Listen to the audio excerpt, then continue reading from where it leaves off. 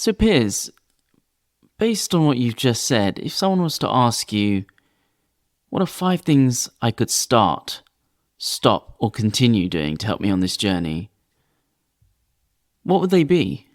Yeah. Oh, good questions. I would say we generally are innocently addicted to thinking. We don't realize how much we think the world rather than feel it, sense it. And we take our thinking quite seriously. Now, we need to be more like a 2 or 3-year-old and recognize, because they don't take their thinking that seriously. So thought is very useful for some things. If you're trying to work out, a problem at work or design a new spreadsheet, then by all means think. But we have a lot of thinking about ourselves, and we layer up that thinking, and we don't recognize that a lot of that thinking really it's not accurate. That the conceptual mind is just making up guesses and generalizations. So we're overthinkers, and I think in society we've noticed we've been addicted to a few things over the decades, like smoking and eating bad food. We're going to realize now that we're overthinkers, so we need to back off the thinking. Is point one.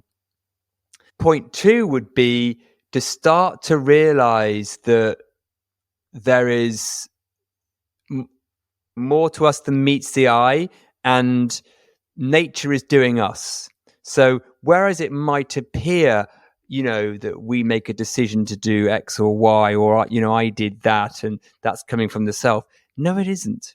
It is, we are part of nature. So nature is living us. And once we allow ourselves to see that, it's beautiful because we realize there's an intelligence to that.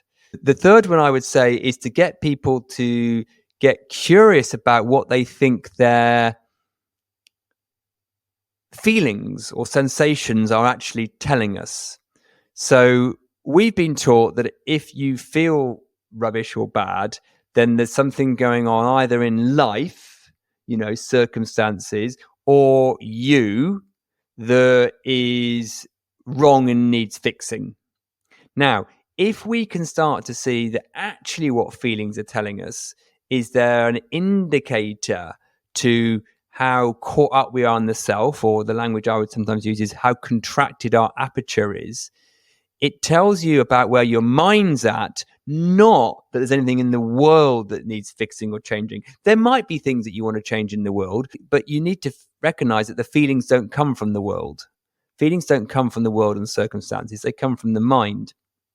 So there's no causal power in the external world. And we can then use feelings as kind of like a signpost to tell us, to point to us when we're going off track, like a rumble strip in the road. And then the fourth one, I'll say a bit more about feelings because they're quite a big thing, aren't they? Is that we've got quite habituated and conditioned to either distract ourselves from feeling with our devices or with substances, or conceptualize them. As in, we think about them. Oh, I am angry right now, and yes, I'm very angry, and I'm aware I'm angry. But that's just thinking about them, conceptualizing them, rather than feel them. Now, if we know that feelings are just a signpost for where our mind's at and where our aperture's in, we can just feel the feeling, ignore the narrative that the mind has made up, because that's coming from our conditioning. It's not anything useful. And just feel it. Just feel it. Bring it in. Feel it. And then it just dissolves. So not only are we misunderstanding what feelings are telling us, we tend to distract ourselves or conceptualize feelings and don't feel them. Again, go back to the 2-year-old. They are brilliant at feeling stuff, and that's why it doesn't last very long. And the fifth thing I'll say, and this is a bit more kind of what to do next, is just to get super curious that maybe innocently, invisibly, we've misunderstood what the mind is. Maybe the idea that we're all separate things and it's the materialist world and the separate self is how we survive, and it's all down to little us and there's a hard world out there, is not right. And if we press pause on that and get curious, it doesn't take long for us to see there's something going on, and what we've been taught as again, innocently and invisibly, is not really working.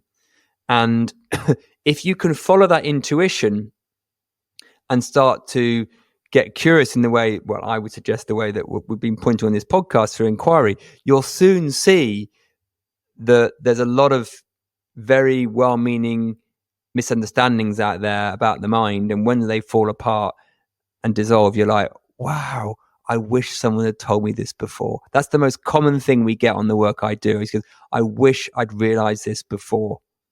So I would say number 5, press pause, get curious. Now, how is that for 5 things? They're amazing. I was listening to you and I was smiling at the same time, thinking, wow, these are things that I can really think through and take away and do a little bit of a reflection. So the idea was we should